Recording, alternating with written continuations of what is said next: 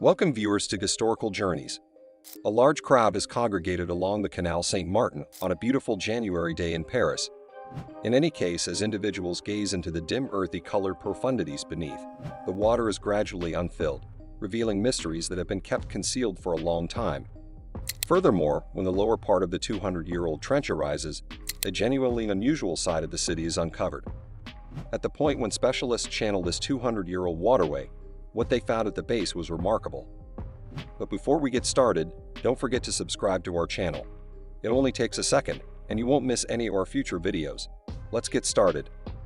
Could Napoleon's love be concealed underneath the surface? This waterway is without a doubt extremely old, tracing all the way back to 1802, when around 550,000 individuals lived in Paris, and the populace kept on developing.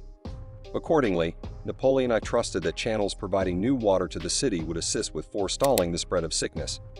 During his next 20 years, 3 of his trenches were dug all through the city. The Channel Holy Person Martin is maybe the most popular of his 3 trenches, associating the 178-mile-long de Klerk waterway with the long streaming Seine stream. The Street Martin waterway starts in neighboring Bassin de la Stockpile and afterward streams underground to supply steel. The water then left close to Place de la République and streamed north toward the Bowl, where the trench Holy Person Martin joined the New York stream. It was a complete distance of around 3 miles from focal Paris, which implied there was a lot of water accessible in the stream. Void laborers. At first subsidized by assaults on wine, in the past it carried exchange and new water to the city. At its pinnacle, the channel additionally shipped assembling materials and food to Parisians. Paris' rich bohemian youth frequently run to its banks and walkway bistros. However, after some time, the beautiful extension has turned into a magnet for sightseers investigating the city. In point of fact, the canal has come to represent the city.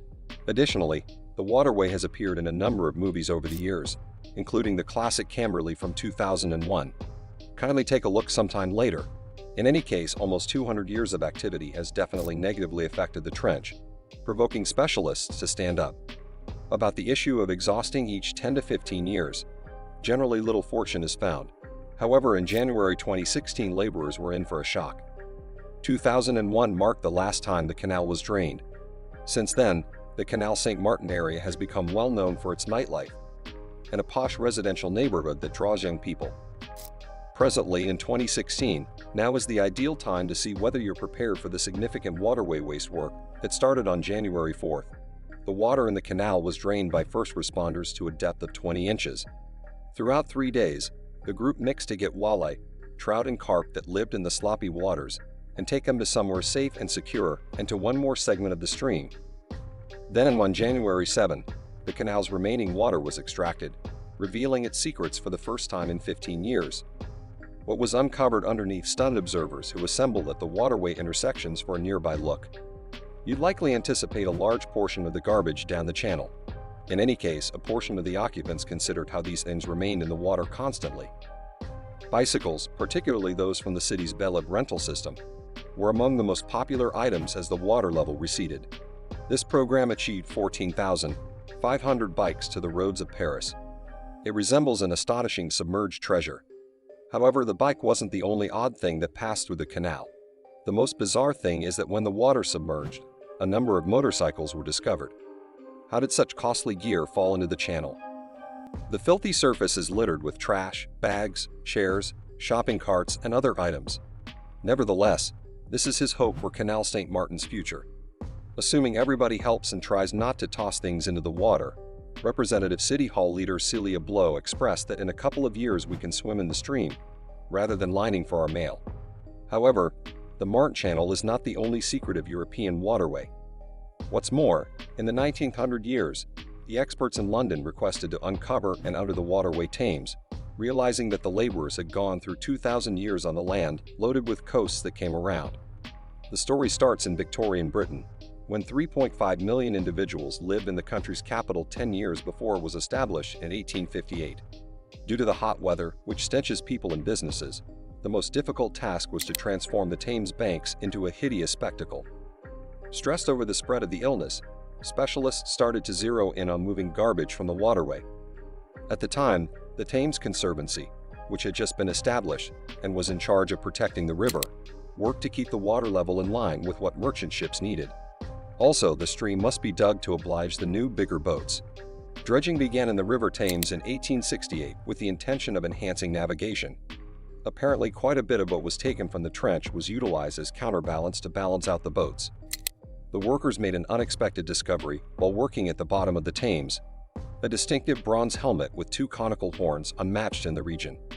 Interestingly, the riposte style, a creative method in which the back of a metal plate is hammered to create a raised pattern, is used to decorate both sides of the hull.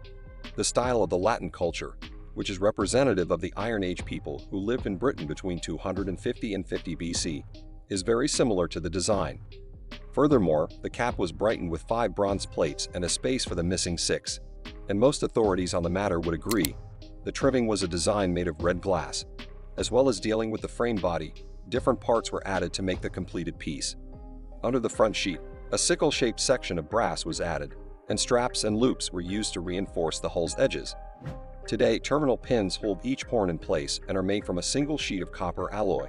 At the point when the top was brought from the waterway, the copper was green. This is truly astounding work. In March 1868, the Thames Conservancy donated the find to the British Museum, and over the years experts have been able to build a picture of who might have made the hat and why. They probably estimate that it dates from around 150 to 50 BC. BC, that is, from the second half of the British Iron Age. Interestingly, the helmet is too thin and flimsy to serve any useful protective purpose. Alternatively, it may have been made to sit on the head of a statue nicknamed the Waterloo Hood. This fragment now occupies a unique position in British archaeology. See, this is only the third Iron Age helmet, along with the Merrick helmet discovered by a group of 18th century collectors, and the Canterbury helmet, recovered from a meadow in Kenton in 2012, to be found on English soil. In fact, the only Iron Age horn helmet ever found in Europe is the Waterloo helmet. In Orange, France, men are portrayed with horned caps, in spite of the fact that they are warped as opposed to straight. Another horned helmet is depicted on a similar pot that was discovered in Denmark in 1891 in the Gunda region. These horns, on the other hand, are also curved, but unlike the Waterloo helmet, they end in rounded clouds rather than spikes. As a matter of fact, it is presently normal for Iron Age men to wear horn protective caps, despite the fact that there is proof that they were interesting. It's interesting to note that the hat isn't the only oddity found in British riverbeds over the years. For instance, in 1857, somewhat more than a decade before the disclosure of the Waterloo cap, this bronze sheet, also known as the Battersea Shield, is generally regarded as one of the finest examples of craftsmanship from this era that have ever been found in Britain. It is thought to have existed between 350 and 50 BC, thus probably even older than the Waterloo helmet was in BC. One more safeguard was found with them from a stream in Lincolnshire, Britain, around 150 miles north of the Thames, and dates to around 400 BC. CHR. But are these Iron Age finds that were found far away in riverbeds connected?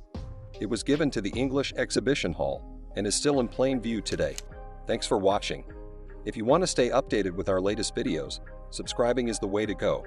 Just click that red button below and become a part of our channel family.